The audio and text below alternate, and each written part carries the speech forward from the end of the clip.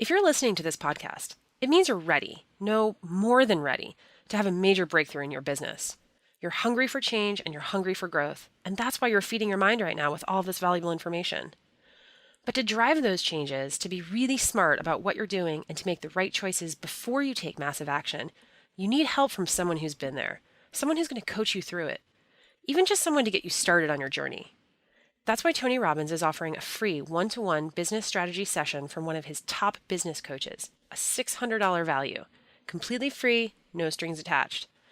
That's right. If you're listening right now, you can go to tonyrobbins.com/CEO and sign up for a free session with a member of Tony's team who's helped business owners like yourself overcome their obstacles and set them on the path to success.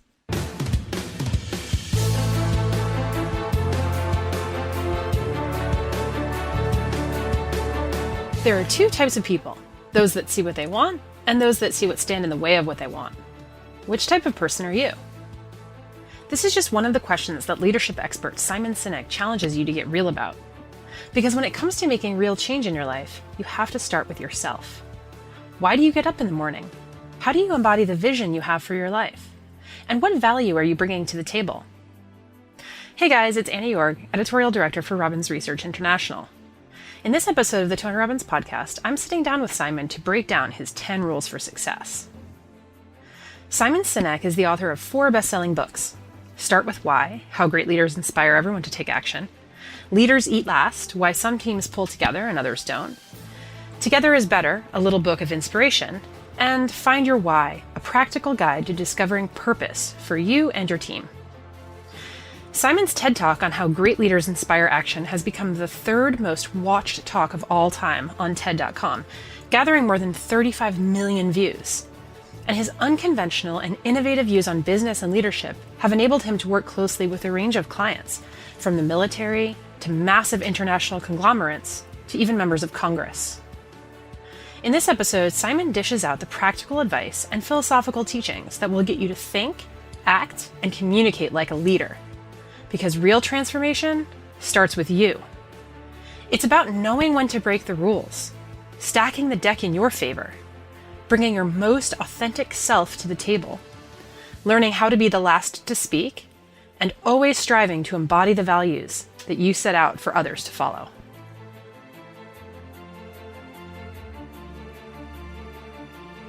All right, well, Simon, welcome to the Tony Robbins podcast. Thanks for having me. Yeah. So I would love to go through something that we found on YouTube, very interesting. It's called Simon Sinek's 10 Rules for Success. And, we watched this and we were going through and we are thinking, wow, it's catchy. There's even a still, it's got lots of views. I think it actually right now has 1.6 million views. And we were sort of wondering, it looks like a compilation from a fan, and this is not actually something that you created yourself, right? That is correct. I didn't make that. But I have to tell you, I'm so proud and I love that somebody did. I can't say that I'm surprised. I'm grateful and I'm proud, but I can't say that I'm surprised because this is what happens. Well, everything that I write about and talk about, when I talk about starting with why, how people join the movement and join the cause, and people invest their own time and energy to help spread the message. And I'm simply a messenger, and people are using my words to talk about what they want to talk about, So here's somebody who's interested in helping others succeed. Here's somebody who's interested in giving, serving people and giving content away. And the fact that they found some of my work useful in helping them spread their message, that's what's happening here. And I really love that. And it's happened before, the millennial thing that I did that also went viral online, which was crazy to watch happen. Mm-hmm. I did an interview, but it was somebody else who cut that one answer out of the long interview and put it on YouTube, and then somebody else put it on Facebook, and that's when it went viral. But I had nothing to do with it. and I absolutely love that. And I think it speaks to the point that when you have a purpose, cause, or belief, when you know your why, your responsibility is to preach and preach and preach and preach, and other people will join you in the spreading of that message. It's the people who are selfish. It's the people who are like, this is my content and you have to pay to use my content. Well, then no one else can do it but you. Yeah. So I have a very sort of open source view on my ideas, and I love that happened. Yep. And I love it. It actually kind of goes into one of the first ones. One of your 10 rules for success is Yeah, break the what are my rules. 10 rules Yeah, for well, the success? first one, according to YouTube, the ultimate authority, is break the rules. Oh yeah, absolutely. There's a whole idea that the rules are there for normal usage, and the rules are there to sort of help guide us. Um, but but we have to know when to break the rules. And so what I totally reject is the flagrant breaking of rules simply to break the rules, or people who are difficult and break the rules and they like to wrap themselves in this. Well, I'm an entrepreneur, or I'm a rule breaker, or I'm an iconoclast, but not when you hurt other people. You know. So I'll tell you two quick stories. Both of them are true. It's actually a story that happened in the Air Force. So there's a simple rule in the United States Air Force that U.S. planes may not fly through Iranian airspace, right? Yeah. It makes it's a good rule. Yeah, very much. And there was a case of one KC-135 tanker where the crew actually got a little lost and accidentally drifted into Iranian airspace, right? This is bad, and they got in trouble. There's another story of a KC-135 where there was an aircraft that was running out of fuel, and they needed to get there because it's a tanker. They needed to get to that aircraft, and the quickest way to get to that aircraft was to just cut across the corner of Iranian airspace, right? As Sure. opposed to going around it. So they made the decision to cut across the Iranian airspace, and they did the right thing, Sure. right? Well, people's And they lives knew were that at risk. So, I mean, and they that's knew a that they driving might force. they knew that they might get in trouble because the rule was broken. But the point is that the context matters. Like technically, they both broke the same rule, but not really, because one of them got lost, and the context of the other one is that they were trying to do the right thing to save the life of somebody else, right? Sure. So yes, I absolutely believe in breaking the rules, but not through stupidity, first of all, and also not just through flagrant violation for the sake of breaking the rules. There has to be a moral or ethical cause that's driving the breaking of that rule, which is why I believe in the idea of knowing your why, this purpose, cause, or belief that drives us. And we are entitled to figure every which way out to achieve our why and drive our cause, as long as it doesn't hurt anybody and as long as it doesn't get in the way of other people doing whatever it is they're doing. Sure. So do you believe, in a business context that somebody should pre-frame their audience when they go into, say, a meeting and they're brainstorming and they want to do something that's a little bit, outside of the ordinary, outside of the status quo? Do they lead with the why? Does that help people understand and help them socialize to the person's idea? Always, always. I rarely, if ever, go to a meeting where I don't say why I'm in the meeting. Sometimes I call the meeting. If it's my meeting, I say, let me tell you why I wanted to have this meeting.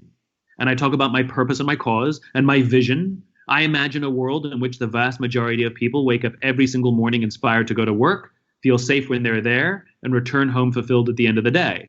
And the meetings that I will have are because I meet people or meet companies that I believe could help me work to achieve this vision, right? Yeah. And likewise, if somebody else called the meeting, I'll either ask, can you tell me why you called this meeting? And at some point, I'll say, let me tell you why I decided to come to this meeting.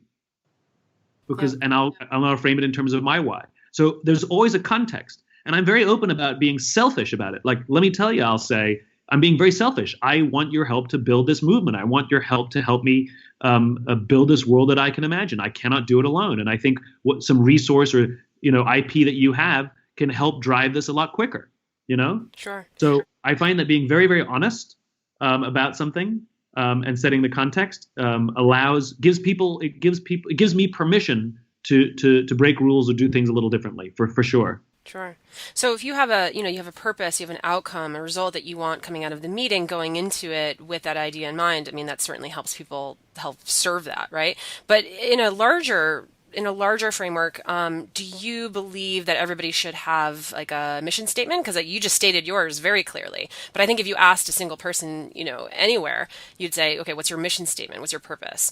I think a lot of people would find that very difficult to come up with. So what do you sort of help people understand that? Is there a process that you think people should go through in order to get to their why? For sure. I mean, this is what I discovered myself. I reached a point in my life where I lost my passion for my own work. And people gave me stupid advice like, do what you love. I'm like, thank you. I'm doing the same thing and I don't love it anymore. Write that on a poster. Yeah, hang it up. Yeah. Yeah. Find your passion. Great. Thanks. What am I supposed to do with that? Right? Yeah. So it was through my own struggles that I learned the importance of knowing your why, and more important, I learned how to help my friends find theirs. And my friends asked me to help their friends find theirs. And I used to do it for $100 on the side. Absolutely, you have to know your why. That's what I wrote in Start With Why. That's what absolutely I believe in that. And there is a process. And I can. There's a couple ways.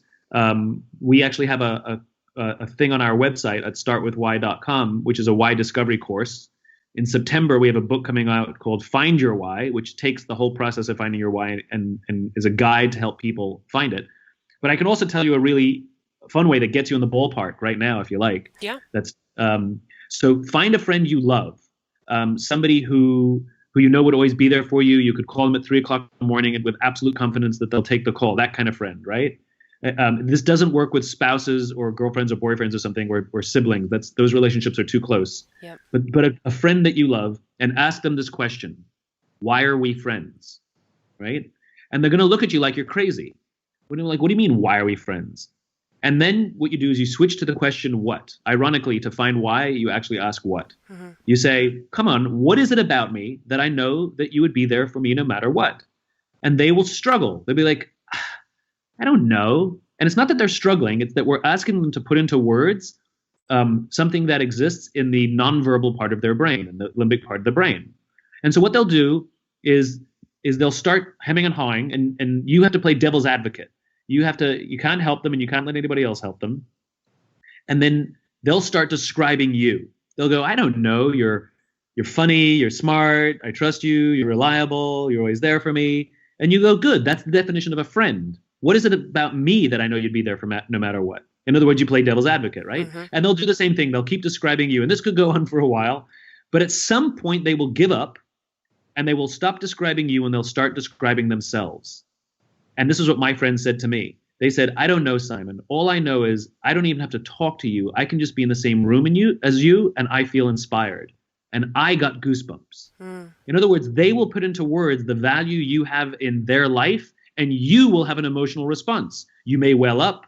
You may get goosebumps, whatever it is. They touched a nerve. This is your why. And you can do this with multiple friends, and they'll either say the exact same thing, or they'll come very close to saying the exact same thing, because your why is the thing you give to the world. It's the value you offer. And the reason your friends love you is because it's you. The value you offer is the value you have in their lives.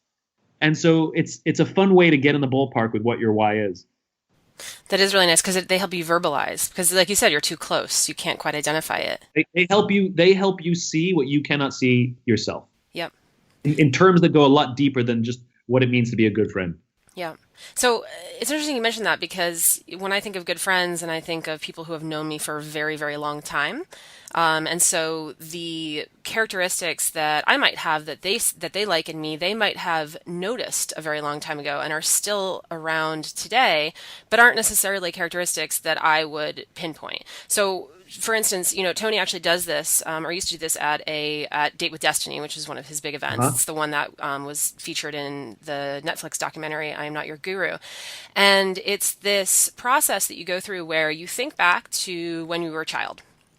So think back when you were, some people can remember as far back as 5, but say, anytime in that age period between 5 and 8, 9, 10 years old.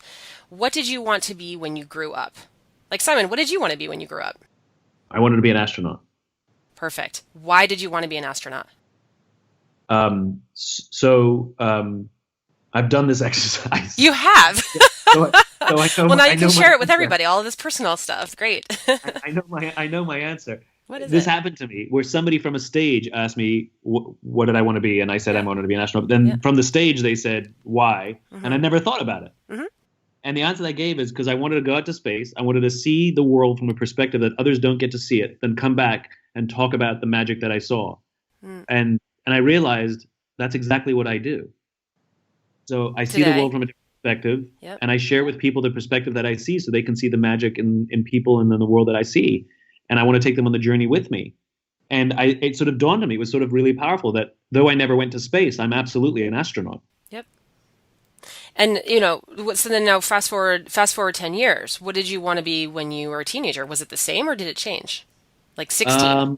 What did I want to be when I was a teenager? I wanted to go into special effects. I wanted to be a special effects supervisor, and I didn't even know Wow. what that was. Yeah, I wanted to do movie special effects. And what was your reason for that? Do you know? Um, I was a big Steven Spielberg fan, and I loved the stories that he told. Hmm. And I don't know, actually. I don't know, but I remember being fascinated by special effects, and I called a local special effects studio in New York City, and I arranged for me to go visit. My parents, I was just a kid, and my parents like took me in, and we went to get a tour of the special effects studio and everything, and yeah, I was into that for a while. Yeah.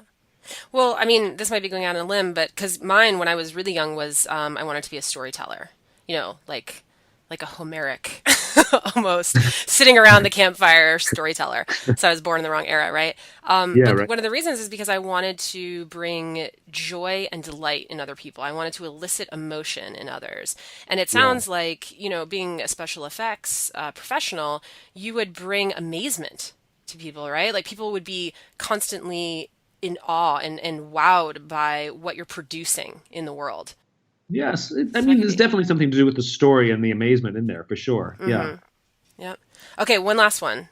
sure. What about your mid 20s or early to mid 20s? Because those are very formative years. And a lot of people who are first, listening to this podcast, but also kind of now seeing, Tony Robbins as somebody who can help them during that time period. And I know you focus, your talk on millennials was extremely popular, but a lot of people in their 20s are also thinking, what do I want to be when I grow up? Even though, in a lot of ways they're technically already grown up, but they're thinking about their mission, right? And they're thinking about what they want to add to the world. So, what about you in your 20s? A fighter jet pilot? No, uh, I started my career at an ad agency, and I knew that I wanted to do something beyond advertising, and I wanted to start my own business. I knew that, Hmm. and I saw myself as a much more sort of as a marketer, and I had a unique perspective or a different perspective on how marketing worked, which is I believed it had to start on the inside. I believed even back then, I believed how your employees felt about the company mattered, had to come first. And I remember I wanted to go start my own business because I wanted to bring this internal focus to organizations before they focused on the outside. So that was very much a driver for me. I'm fascinated by people, and throughout my whole 20s, I was learning what makes people tick and make them buy this and not that, and I realized that how people feel inside their job really does matter before it goes outside. Yeah. So yeah, this is fun exercise. I encourage everybody to sort of do this at home if you're listening. It's really interesting just looking back on what your values, what your mission statement was when you were younger, and seeing how what you're doing today is or is not aligned with your why, right? Yeah, it's so true. Yeah. So Simon, you mentioned that you spent a lot of your 20s sort of taking input, right? Like listening and observing. And one of your 10 rules for success is be patient. The things worthwhile in life take time. And the Yeah, other one is the be the last to speak, right? So yeah. learning to listen. Can you elaborate a little bit on either of those? Sure. So the last to speak. We're often told, everybody's told, you have to listen more. You have to listen more. You have to be a better listener. You got to learn to listen. Well, everybody's always telling us we have to learn to listen, right?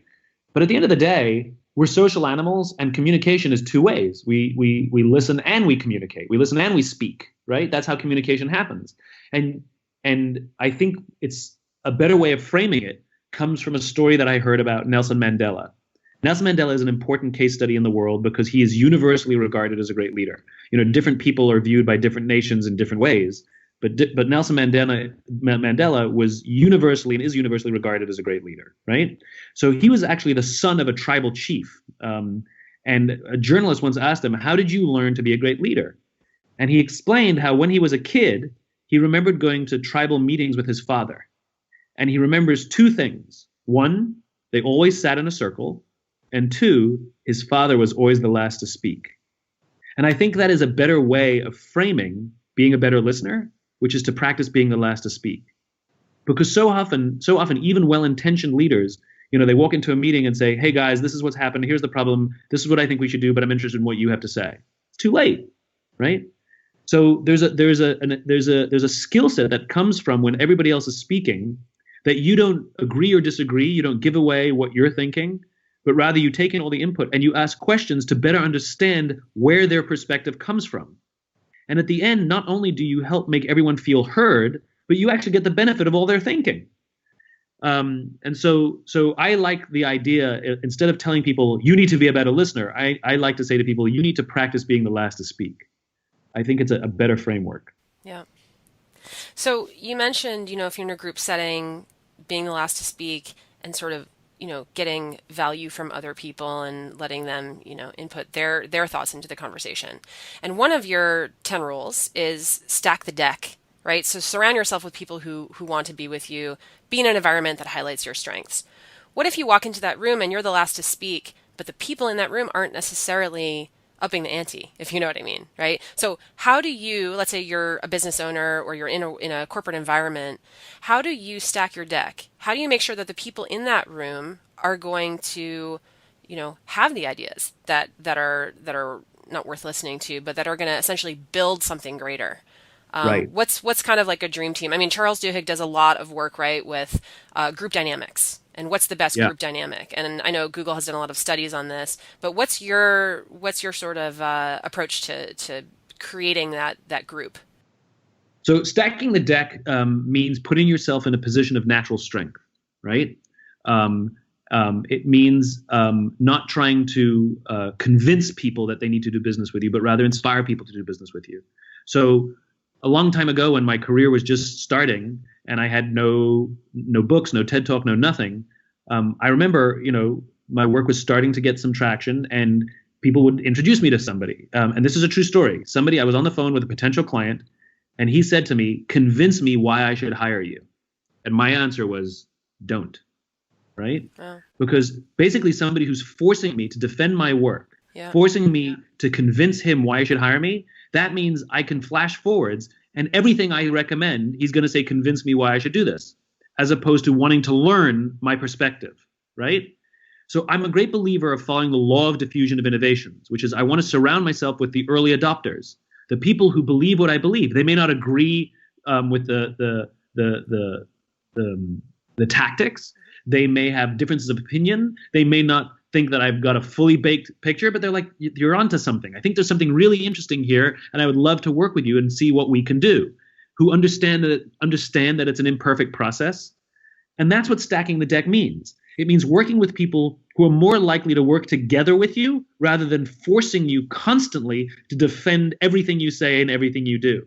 In other words, it's based on trust and common values. That's what stacking the deck means.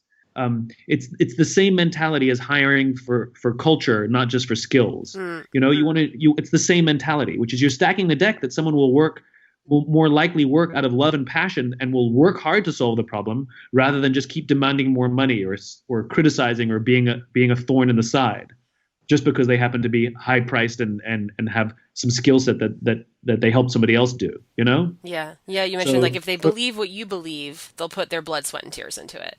That's exactly right. So that's what stacking the deck means. It doesn't mean cheating. What it means is putting yourself in a position where success is a more likely scenario simply because you've surrounded yourself with people who believe what you believe and share your vision and share your values, or you share theirs, and working with clients who feel the same way. And that doesn't mean that you can't explain your work, but when somebody says, convince me why I should hire you, then don't hire me, you know? Yep. Yeah, and you mentioned, when you work with clients too, you need to have that same belief system. And I think a lot of times, especially when people are first starting out and they're working with, third parties, or let's say they're trying to, sell their own services, they keep saying yes, right? And one of the, we have a whole thing, Tony Robbins, where he's like the power of no, learn when to fire your clients or not accept the job to begin with. And one of the things, and especially, young people run into this all the time, but they tell people what they think they want to hear. And that's one of your rules is you need to be authentic. So in some cases, I think people do that and it, kind of backfires on them early on, but in the long run, it pays off. Do you have any examples of that or, sort of expand on that? Yeah. So being authentic, it's a word that's thrown around too much, right? And so it's lost its meaning. Sure. But what it really means is saying and doing the things you actually believe. And being honest is actually really easy. All it means is you tell the truth. That's it, right? And that doesn't mean you have to be mean. People keep talking about brutal honesty. Nobody says honesty has to be brutal. It just has to be true. Yep. So when somebody says, do I look fat in these jeans? You can say, I like the other jeans on you better. right? Yeah. It's true and it's honest, but it's not mean, right? Well, it has to be constructive, right? It has to be It has to constructive, further right? purpose. Yeah. Exactly right. So, I think when we talk about being authentic, what it means is not trying to bend ourselves in knots and pretend something we aren't simply to land their business. That's like, saying you love the ballet because you're out on a date with somebody who loves the ballet when really you hate the ballet. Mm-hmm. It's good. The truth will always be revealed in time. So why not just out with it in the early days, know? Yep, absolutely. Because all you revealed later on is that you lied. Yep. That's it. Yep. And then you become untrustworthy. Then you become, well, at least somebody will doubt, it becomes selfish, doesn't it? I lied so I could win the business. Sure. Yeah, that benefits you, but I'm in the equation as well. You weren't trying to help me with whatever your service was. That's all you saw me with was as a dollar sign. You just saw me as, it's like that Looney Tunes cartoon where, Daffy Duck's really hungry and he looks at Bugs Bunny and he looks like a turkey. Yeah. He transforms. Yep. It's all about perspective. Like, yep. And you what just you need. you just see, that's all you see. You see me as a dollar sign. I thought you were trying to help me, So it's inauthentic and disingenuous. Yeah. So as part of that too, is I believe accountability, right? So one of your tips is take accountability. You can take credit for the good when you also take accountability and you take blame for the bad. What is maybe an example of something in the workplace or for a business owner that you think where that principle is applied? So it's really funny. Like I have a friend who invests money. And if he does well, he'll tell me it's because he's a genius. And if he does badly, he'll tell me because it's the market. Somebody else.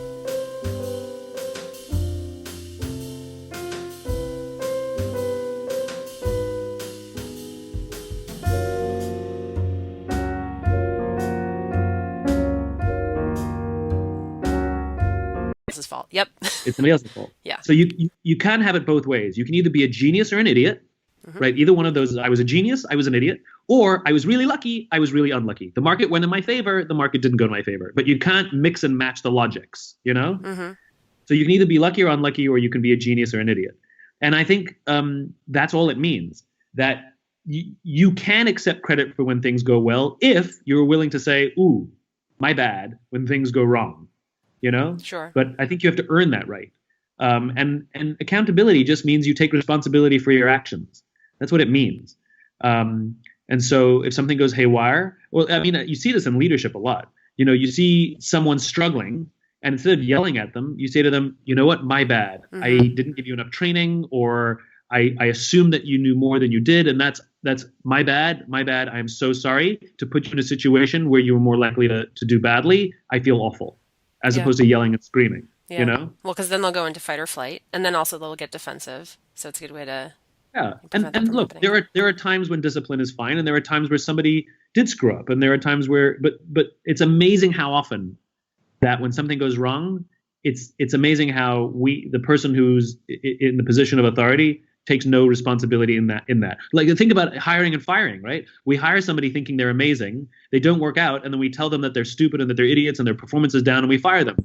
Well, do we take no accountability that we completely misjudged the situation, or maybe hired them based on all the wrong factors? Like, as opposed, why can't we say, I'm really, really, really sorry, I think I made a huge mistake here, because I'm not sure you're a good fit for the organization, and I fear that you may feel the same way, because I can't imagine you're happy and your performance has been suffering, and I can't imagine that feels good. So how do I help you land in a place where you're going to be happier? But instead, we walk in and we make an argument and we ask them to leave and we destroy their confidence on the way out. And we take no accountability for the fact that we had something to do with that scenario. Yeah. And when you do that as a leader too, and you take accountability and you say my bad, you're demonstrating humility, right? And humility, I think, is something that's so interesting today because we are in a world that has typically rewarded this sort of aggressive masculine dominance. Like I am right? Listen to me.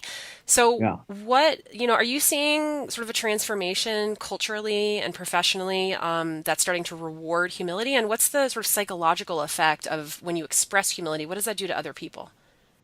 Well, look, it's embarrassing that I have a career, right? I talk about trust and cooperation, and there should be no demand for my work. Yeah. So let's see it as an opportunity that there is demand for this stuff and that it has been missing and now people want more of it. So it's not that there's been a transformation. We've always been attracted to the humble leader. The humble leader is able to build a more long-lasting organization where the bombastic command and control, they may have results, but in the short term, it just can't last. Yeah. So it's not like this is a new idea that humility is a good thing. We've seen it throughout history, and we're drawn to people who are humble because it makes us feel like they're human. It also makes us feel empowered that they sort of give us the opportunity to help mold our own careers and our own jobs and our own lives and make decisions in our own work rather than them always knowing more and them knowing best. We of course we like people who are humble because they allow us to exercise our own strengths and talents. So that's not a new thing, but I am glad that there is a movement to reject many of the business philosophies that were popularized in the 80s and 90s, which is what you're talking about. Remember, the 80s and 90s were boom years of relative peace, and many of the business philosophies that were espoused back then that are still normal today were for those times.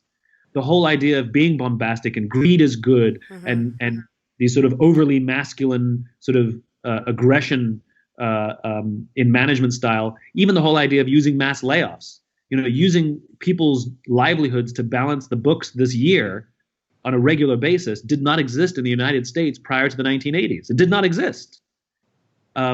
So the good news is what worked then cannot work now. And I'm glad to see that people are starting to be open, that maybe those business philosophies that were that are still common today, that were popularized, over a generation ago, are losing favor because, quite frankly, they just don't work anymore. Yeah.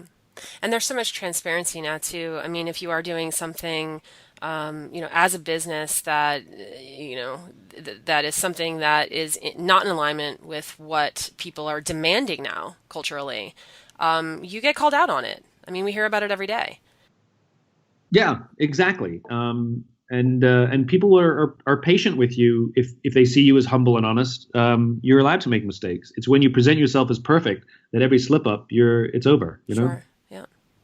So presenting this idea of perfection, you talk about this quite a bit in terms of social media. People have this filter, and everything is, unicorns and rainbows on social media, and they're constantly comparing themselves to other people. But one of your rules for success is that you should not be using others as a benchmark for success, because the goal isn't to be the best every day, right? That's like a finite construction. That the infinite player knows that there are ups and downs, and sometimes you're ahead and sometimes not.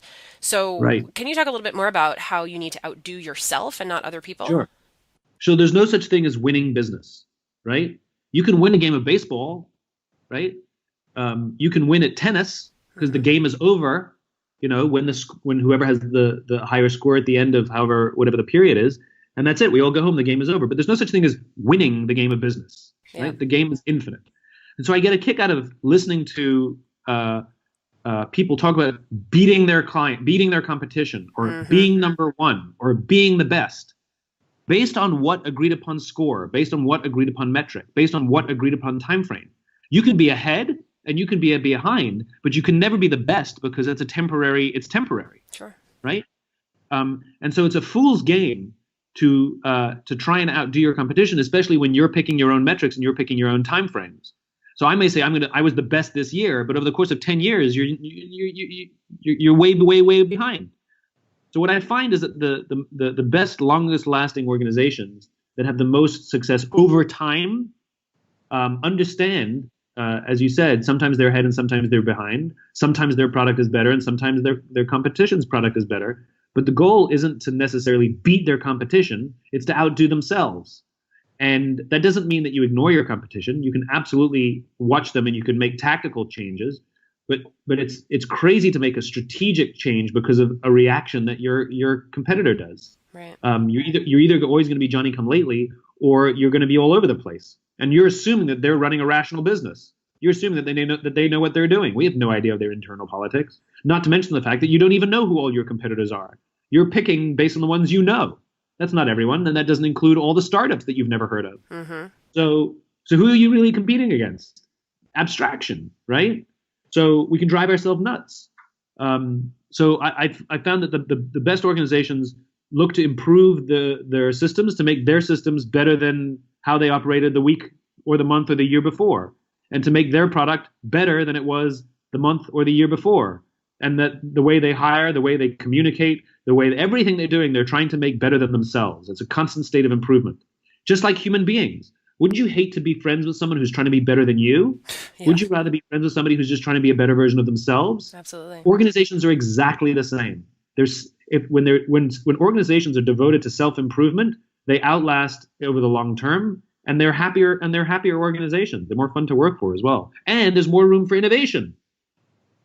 Sure, because they're trying to out-innovate themselves, right? Not other people or other companies. They never, ever believe that they're the best, because if you're the best, then the game's over, right? Mm-hmm. Now complacency sits in, and you end up defending your position as opposed to advancing your position. And no one wants to be in a defensive posture. So it's a much more productive way to live and build an organization, to try and outdo yourself. Yep. And when you don't, you can be okay with it and be like, all right, let's try again. Let's figure out what didn't work there, and let's fix it for the next time, you know? Mm-hmm. Yeah, and that's something that you can also, if you have a culture of that and you sort of share that internally, then each individual person, I like that you say that businesses are essentially just like individuals. They're constantly trying to be the best version of themselves. But what's nice is that there's probably a trickle-down effect. When you run your business that way, then people will look at themselves that way within the organization as well. So you'll get people, sort of pursuing higher levels of professionalism or improving, their own strategies and tactics because they see that at a macro level. That's 100% true. Or the culture of the organization is how the people will operate and interact inside the organization as well. So an organization built on self-improvement means all the people themselves will be devoted to improving themselves. It means communication flows much easier. It means there's less passive aggression. There's more effective confrontation, or as we like to say, carefrontation. Did you just make that up? I didn't. I stole it from someone, but I absolutely love it. All the best things are just stolen from other people, but then maybe just shared a little more, verbalized maybe some more succinctly. It's interesting you talk about competition and internal culture sometimes being not necessarily healthy. And today, the combination of that internal and external pressure equals stress, right? And Tony has a quote, and he says, stress is just what achievers call fear, right? But it's true. There's a lot of fear out there, and people are so stressed. One of your rules for success is that in order to deal with that escalating stress and pressure, both from inside and outside, is to train your mind to be able to deal with it. How do you do that? So you're like, is this one of my rules? Yeah, is that one of my rules? Remember, I didn't put this together, but that's a good one. Yep. I wonder what I said. So how you train yourself to deal with stress? Well, number one, there's actually science behind this, which is we're social animals and we need each other. And so the stronger our relationships, the better capable we are to deal with stress. This is why people who are in happy relationships actually live longer than single people, believe it or not. Mm-hmm. This is why happy people have lower rates of cancer, heart disease, and diabetes than people who aren't happy. Sure. And it's the secret to longevity is happiness. Exactly. Yeah. Exactly. And the secret to happiness is relationships. It's when we feel that someone has our backs. It's when that we feel loved and that we get to love. It actually is a good thing. And there's something to be said for coming home stressed and being able to say to somebody, can I tell you about my day? And they sit there and they listen, and you feel heard and you get it out, you know? So relationships are key to dealing with stress. And the other part is, if you're in a leadership position, you have to take responsibility for the people who work in your company, right? People talk about work-life balance. Well, work-life balance has nothing to do with how much yoga we do. Yeah. The imbalance we feel is that I feel safe at home, but I don't feel safe at work. I don't trust my boss. Yeah, I never thought of it that way. Yeah. That's the imbalance. And so you can do as much yoga as you want. It won't make that imbalance go away. It's sort of a temporary fix. You feel good in the moment, but then but the imbalance doesn't go away. People who have balance find that they have really good relationships in their personal lives, and they have really good relationships with their colleagues and their superiors and subordinates. You know? Yeah. And it's not like it's like a family. It becomes a family. Sure. You know, we actually love each other, cry together, care about each other. We fight like brothers and sisters, where we may scream and yell, but nobody fears losing their job, you know? And it's a very healthy environment. So that's what the imbalance is. And then if it's simply a question of workload and people who love you, they'll tell you you're taking the next week off, you know? Yep. So we can. So I think where we train ourselves to deal with stress, that's a big part of it. But I will tell you one story. I did think of another story as I was waxing philosophical here, which is about that I was watching the London Olympics, and I remember watching. They would always interview the athletes either before the finals or after the finals, or whatever it was. And it's amazing to me how many of the reporters ask the athletes the exact same question. Right? They would all ask, were you nervous? Or are you nervous? And almost all the athletes, I think 100% of them actually, they all gave the exact same answer. What they said? No. They said no. Okay. I was excited. They all said no. I was excited. Right? And if you think about what are the characteristics of nervousness? Clammy hands, your heart starts pounding, you start projecting to the future, right? Mm-hmm. Well, what are the characteristics of excitement? Clammy hands, your heart starts pounding, you start projecting to the future. Sure. Right? These athletes had learned to reinterpret the symptoms of nervousness as excitement. And so I remember I was on a plane once and there was some really bad turbulence and I got nervous and I actually said out loud to myself, this is exciting. And I actually relaxed. It was kind of incredible. Mm-hmm. So it's the meaning of words. Yeah, you transform your words. So it's reframing the symptoms and experiences we have into something that basically is the same thing. So the next time somebody gets stressed out or nervous at work, literally to say out loud to themselves, well, this is kind of exciting. Like, how is this going to work out? This could be very new and different. Mm-hmm. This is exciting. This could be a new kind of journey, So I think reframing is a big part of learning how to deal with stress. Sure. I think, we also have a system here. It's like a buddy system. It's not just an accountability partner, but it's also somebody who can help you reframe.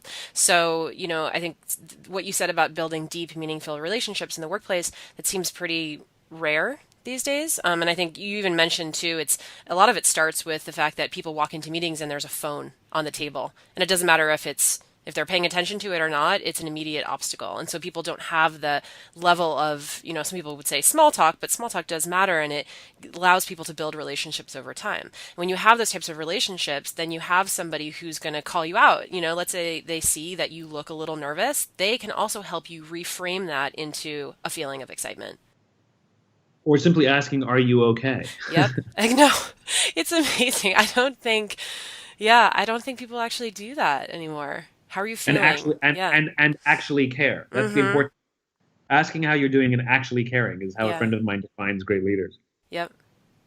Are there some things that leaders can do, small things, other than the removing phones, but, because it's so popular these days to call culture building things like, oh, we're going to have a foosball tournament or we're going to happy hour. And they almost seem like things that should be creating these relationships, but in some ways they almost stand as an obstacle to them. Are there some things that business owners can do, you think, that would help cultivate those relationships or create an environment where people can feel like they can build a family at work? So we have to understand the interplay of intensity and consistency, right? Mm-hmm. You can't go to the gym for 9 hours and get into shape. It doesn't work. Mm-hmm. But if you work out every single day for 20 minutes, you will absolutely get into shape, right? The problem is I don't know when, right? Yeah. So intensity is like going to the dentist twice a year. But if that's all you do, well, your teeth will fall out. You have to brush your teeth for 2 minutes in the morning and 2 minutes in the evening every single day. Now, the question is what does brushing your teeth for 2 minutes actually do? The answer is nothing, unless you do it every morning and every evening, every day. And it's much harder to measure, right? But we know 100% it matters and it works. I know 100% if you work out every day, you'll get into shape. I know 100% if you eat healthy every day, you'll be a healthier person. I know this 100%. The problem is I don't know when. And the worst part is it works at different times for different people, right? So it's the same thing here. The foosball tournament, the company picnic, the holiday party, the holiday party, they're all good and fine, but those are acts of intensity. Yeah. And what really matters are the acts of consistency. The tiny, tiny, tiny little things that by themselves actually do nothing, but in combination and accumulation actually are more significant in creating a healthy culture. Things like saying good morning to each other. Things like putting your phone away when somebody's talking to you. Things like going out for lunch with each other on a regular basis without cell phones on the table, right? Just let's go out for dinner. Things like asking someone if they need help. Things like if you're the last person to have a cup of coffee, you make the next pot, even though nobody was there to see you do it. Things like roaming the hallways if you're in a position of leadership and just checking in on people, seeing if there's anything they need to do their jobs better. Things like practicing empathy, that when someone's struggling, instead of walking into their office and saying, your numbers are down for the third quarter in a row, we've had this conversation before, if you don't pick up your numbers in the fourth quarter, I don't know what's going to happen. Instead, you walk into their office and say, your numbers are down for the third quarter in a row, we've had this conversation before, are you okay? I'm worried about you. This is not like you, right? Like these little things that by themselves do nothing.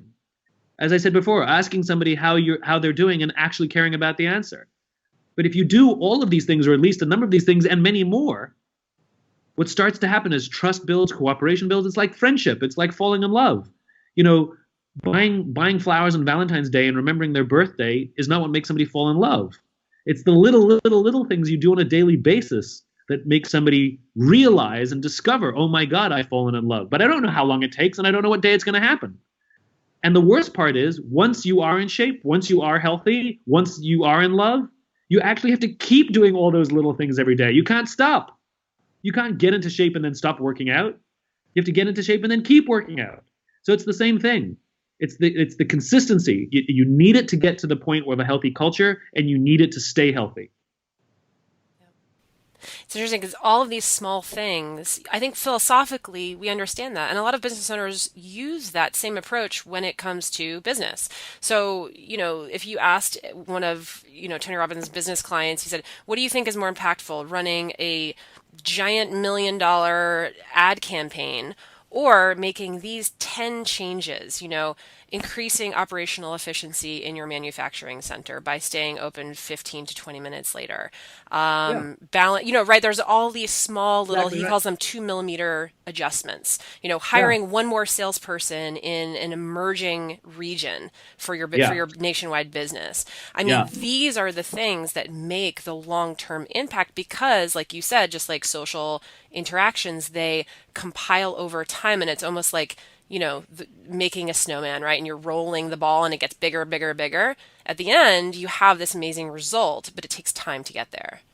I'll tell you a funny story. So I spoke at a conference of all the people who run loyalty programs, right? So they run all the points and loyalty programs for hotels and airlines and all that kind of stuff, right? Wow, yeah, that's a big strategy. Yeah, it's big. Yeah, and so I told a story where I shared a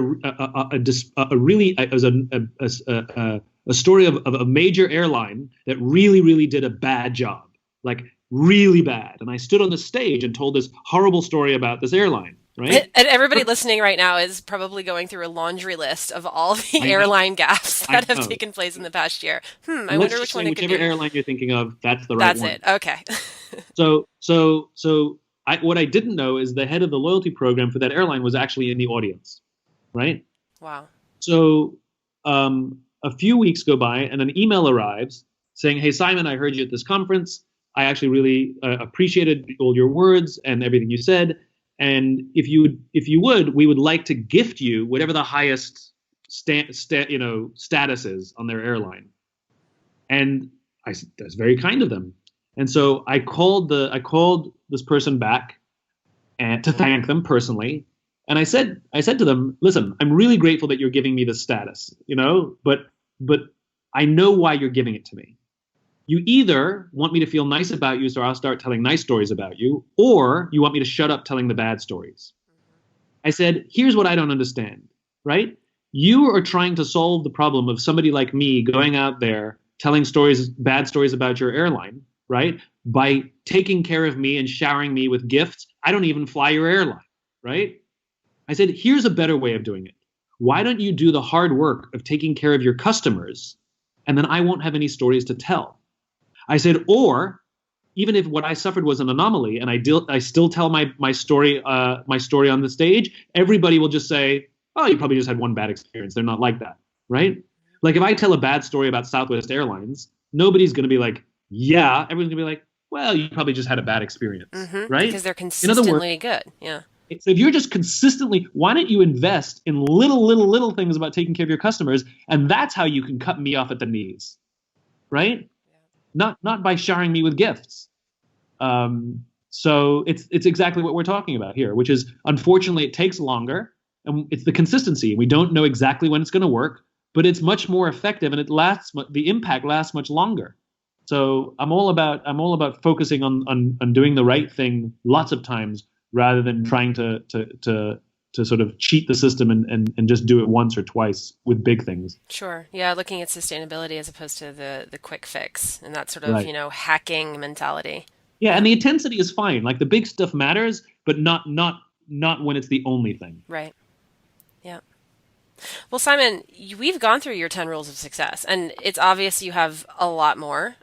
So I would love to maybe point this audience toward where they can learn more about your past work. And also, you had mentioned a few upcoming projects. So maybe just a little reminder of those. Sure. I'm on all the usual places: LinkedIn, Facebook, Instagram, Twitter, what else? Websites, all the usual. Just Google your name. I'm in all the usual places. We have a great website, startwithwhy.com, that has a whole bunch of resources, and it's got a great media library. So if you want to go see, I think we have a compilation of Simon's greatest hits, and a couple books coming out. I have a book called Find Your Why, comes out in September, which I'm really excited about. It sort of picks up where Start With Why left off. I made the case for this thing, the why. Yeah. And now this book brings it to life. Great. Yeah, and for all the business owners listening out there, these are the types of things too that make great gifts for your employees. I mean, I think it's one of those things that if employees feel supported in understanding their purpose and how it is in alignment with the organization, that does build a long-lasting relationship. So I know there's actually somebody right here who was gifted Start With Why, and he was like, wow, it shows a lot of thoughtfulness and respect for that person's sort of individual aspirations. So just something to throw out there for you guys. Thank you. Yeah. I actually wrote a book to be given as a gift. There's a book I wrote called Together is Better. Oh, right. It's very visual, right? Yeah. And the first page says to and from. I actually wrote it to be given as a gift. Wow. It's to be given as a gift to people who you want to say thank you to inspiring you, or people you want to inspire. So yeah, I'm all about the acts of gratitude. Yeah. Great. Well, Simon, thank you so much for your time. This has been extremely insightful and enjoyable. So. Oh, thanks so much. Feelings mutual. Thank you so much. All right. The Tony Robbins podcast is directed and hosted by Tony Robbins and Mary Buckheit. Annie Org is our editorial director and occasional host. The podcast is produced by Carrie Song and Tyler Culbertson. Jamie Carvajal and Adriel De La Torre are our digital editors. Special thanks to Diane Adcock for her creative review. Copyright Robbins Research International.